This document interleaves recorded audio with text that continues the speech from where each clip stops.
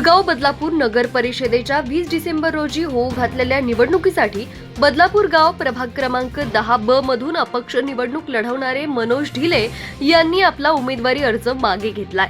भाजपाचे प्रदेशाध्यक्ष रवींद्र चव्हाण यांनी स्वतः फोन करून विनंती केल्यामुळे आपण उमेदवारी अर्ज मागे घेतल्याची प्रतिक्रिया मनोज ढिले यांनी दिली आहे। भाजपानं संधी नाकारल्यामुळे मनोज ढिले यांनी उमेदवारी अर्ज दाखल केला होता।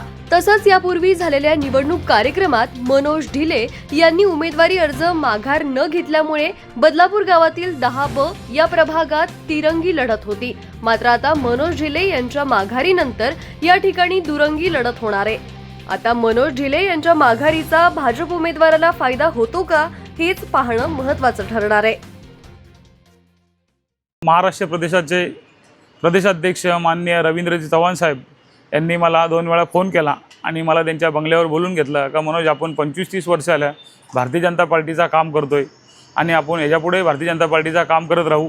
तसेच माजी केंद्रीय मंत्री कपिल पाटील साहेब त्यांनी मला सांगितलं का मनोज आपण भाजपाचाच काम करू, तू जो अपक्ष फॉर्म भरला आहे तो फॉर्म तू मागं घे आणि भारतीय जनता पार्टीचा जो कोण उमेदवार असेल त्याला तू पाठिंबा दे।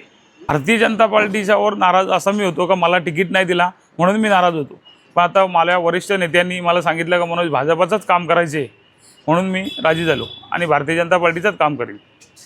मला एकच दिसतोय का मी आता भारतीय जनता पार्टीच्या उमेदवाराचं काम करणार आहे। जे काही निकाल लागल तो 21 तारखेलाच समजेल।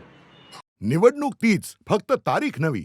प्रभाग क्रमांक 17 मध्ये शिवसेनाच हवी। प्रभाग क्रमांक 17 मधील शिवसेना उमेदवार सौ कल्पना अशोक गुंजाळ, निनाद नारायण करमरकर आणि थेट नगराध्यक्ष पदाच्या उमेदवार सौ मनीषा अरविंद वाळेकर यांना 20 डिसेंबर रोजी धनुष्यबाणा समोरील बटन दाबून प्रचंड बहुमतांनी विजयी करा।